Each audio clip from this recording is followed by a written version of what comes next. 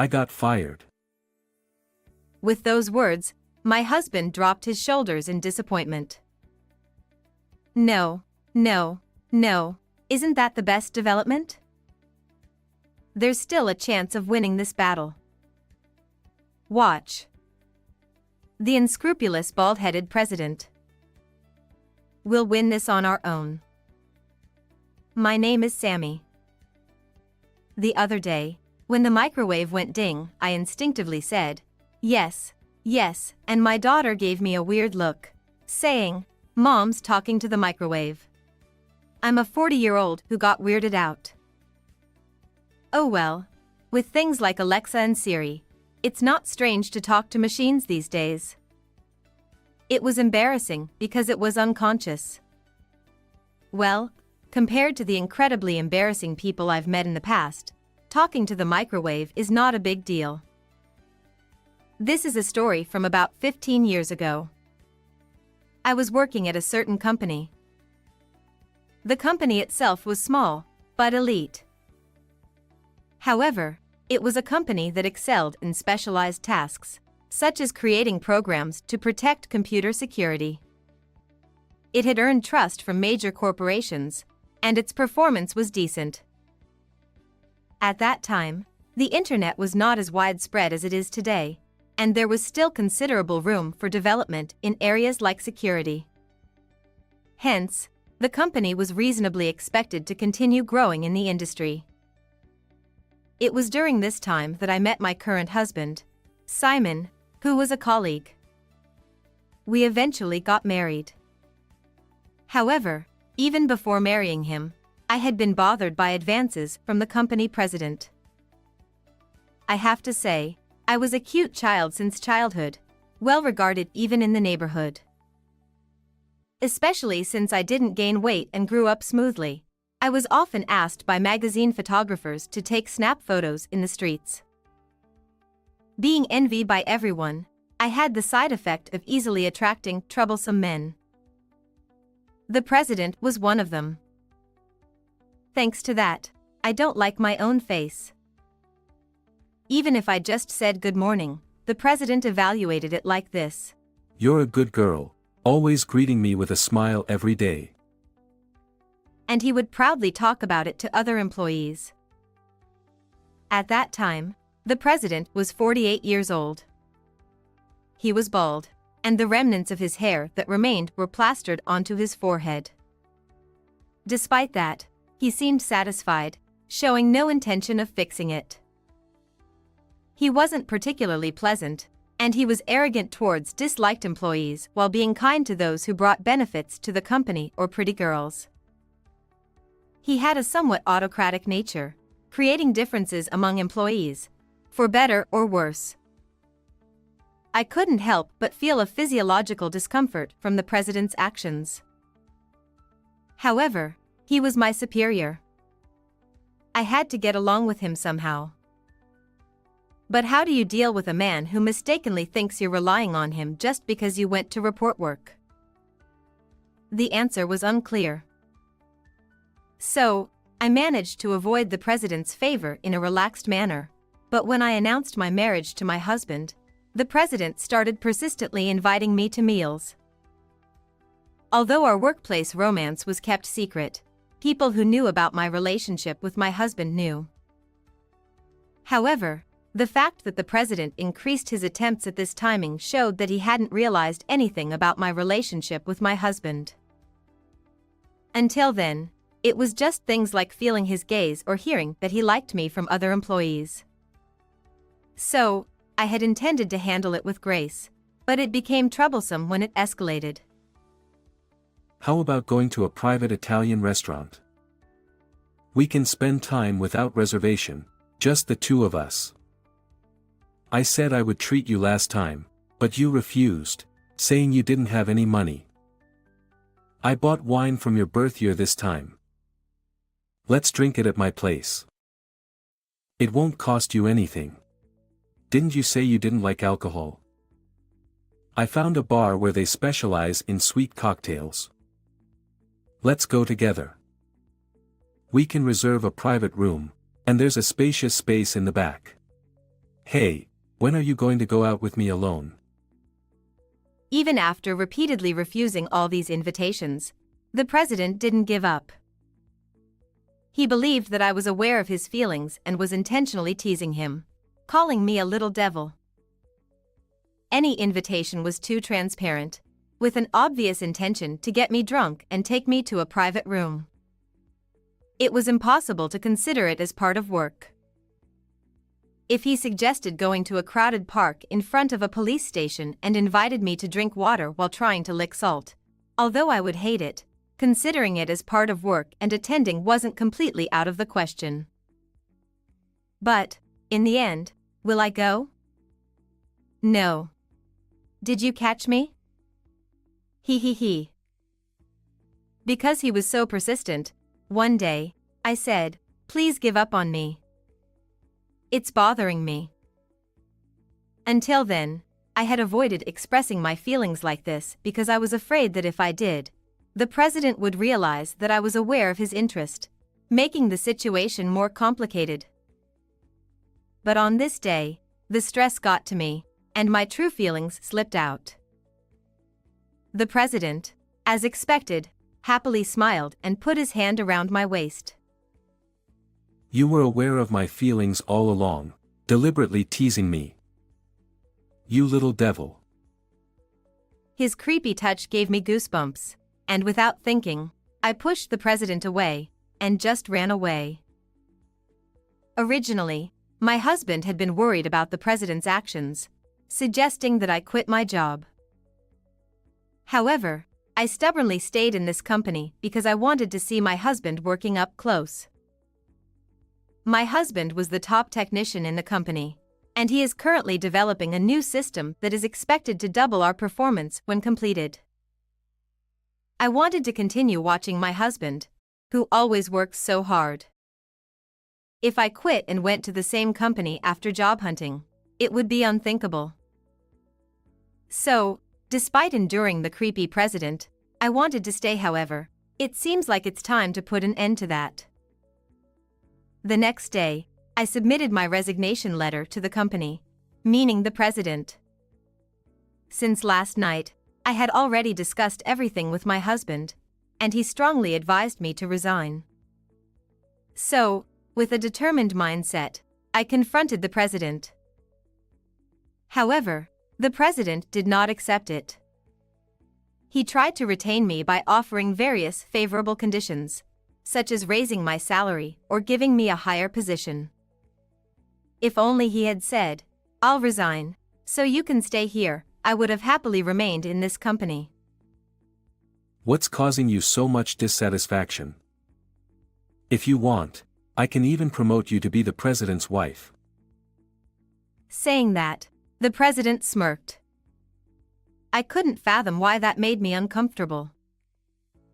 I've told you many times, I'm already married. I'm fed up with being invited to meals or having your hands on my waist. Without thinking, I expressed my true feelings to the president, who responded with, I see, it's his fault, huh? What? Your true love is me, right?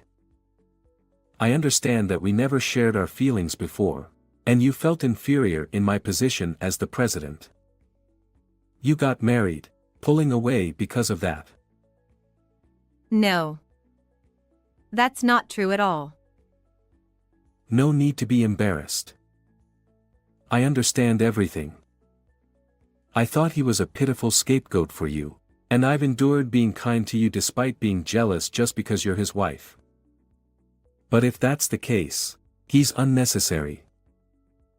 Why is the conversation heading in this direction? I never saw you in that way from the beginning. All right. I fully understand your feelings. Well, in that case, I'll accept your resignation. The future president's wife doesn't need to do the work of an ordinary employee. I'll let you enjoy a more comfortable life. Saying that, the president pocketed my resignation letter and disappeared from the president's office. It's hopeless. The communication is unbelievably ineffective. What does he mean by blaming my husband? How did that bald guy interpret things? Oh, wait a minute. Isn't this surprisingly lucky for both me and my husband? Just got married, and now I'm unemployed. My husband smiled troubledly and said, "What's wrong?" To that, I replied with a smile, "Well then, congratulations. Huh. That system you were developing, it was meant to extract suitable customers for the company, right? Yeah, but If you're not there, the data won't be updated. There's no point in looking at old customers that haven't been updated for a long time. the foundation is already there, and someone else can understand and execute the update in less than half a year, right? Yeah, that's not it. Hey, how about using that half a year effectively and starting your own business? Huh.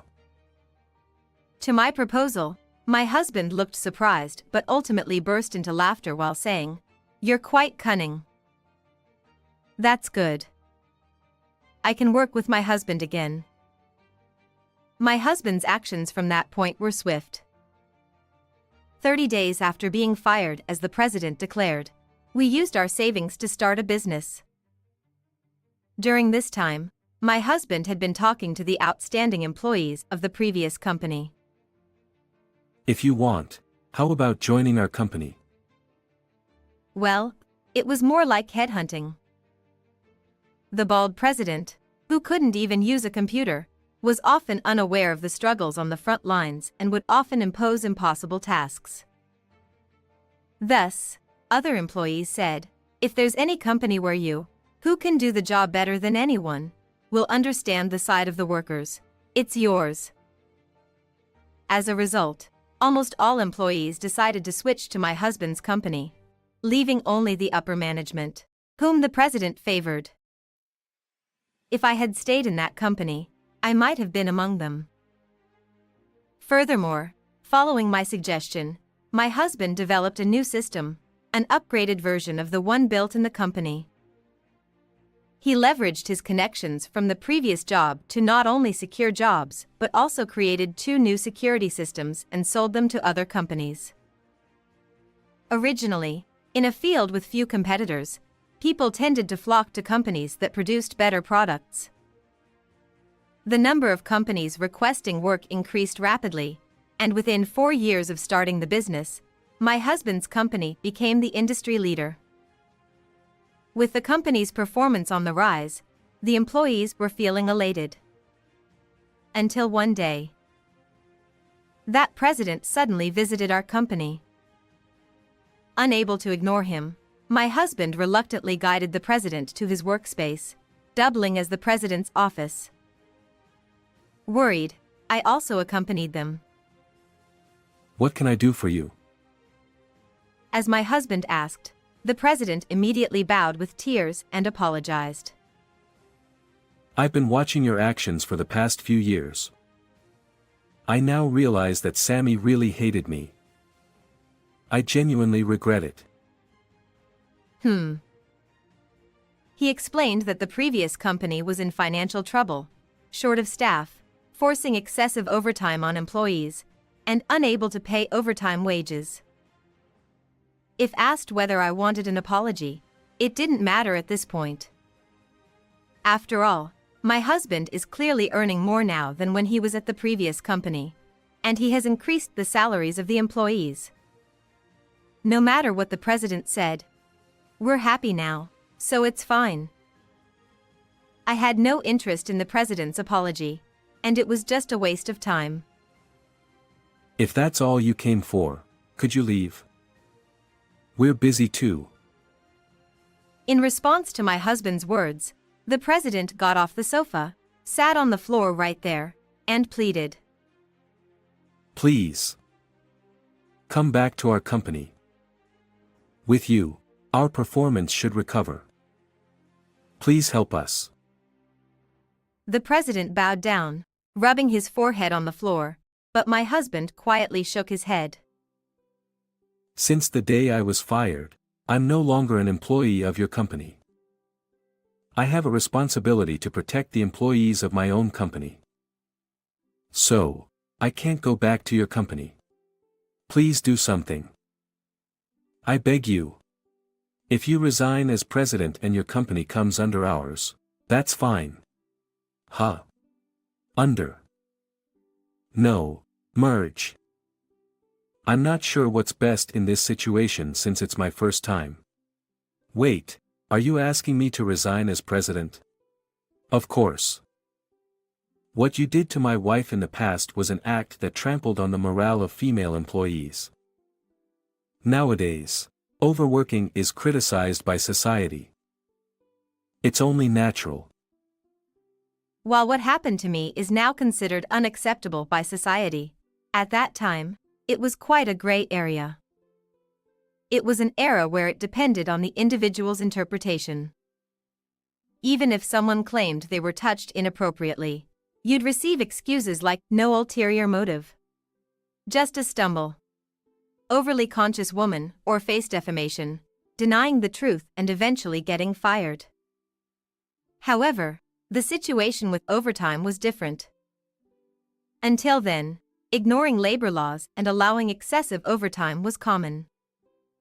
With changes in laws and a gradual shift in public perception towards long working hours being bad, the president's actions would be harshly punished if reported to the appropriate authorities. At first, the president kept repeating, "Isn't there any other option? Please spare me from resigning." But realizing the gravity of his actions, he understood that remaining at the top of the company was impossible.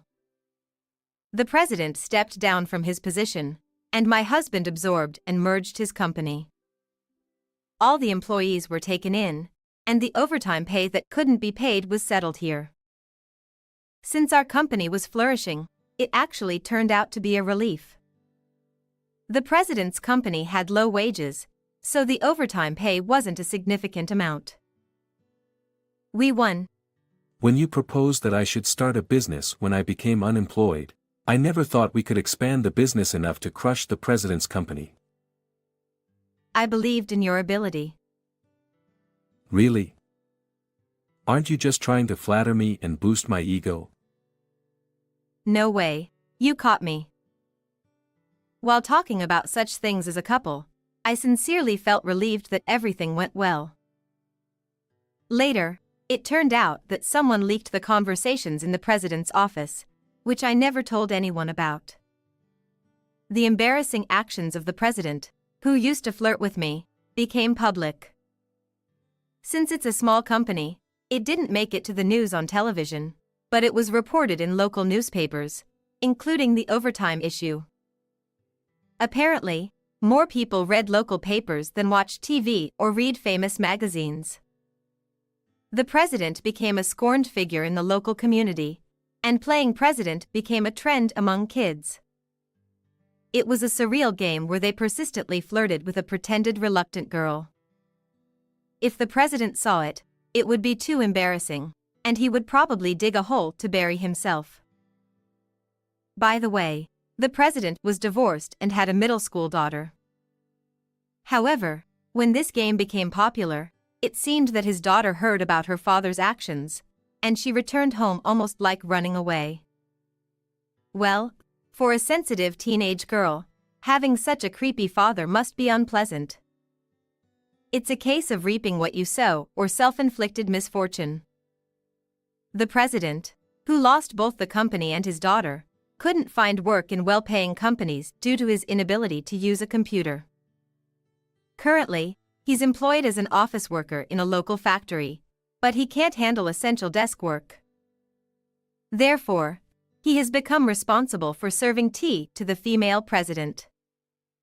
He, who used to condescendingly order female tea servers with a loud "Hey, bring me some tea," is quite a downfall. The president himself probably never imagined a future where he would become a tea server. The employees who switched from the president's company to ours are laughing heartily at the president's dramatic fall from grace. There is no sympathy for him. On the other hand, My husband and I were blessed with 2 children. Our daughter is talkative, making fun of me when I bow my head during a call or respond to the microwave. Well, she's cheeky but cute. Our son is a year younger and seems to excel in computer-related matters like his father. Despite being still young, he creates small programs, so I think he has a promising future, unbiasedly speaking. It would be nice if he could take over the company. He, however, wants to become a YouTuber, work for Uber Eats, or be a pizza delivery guy. Wait, son, isn't there anything else? While being tossed around by the children every day, we enjoy our happy days. How did you find this story? Don't forget to subscribe to the channel. See you in the next video.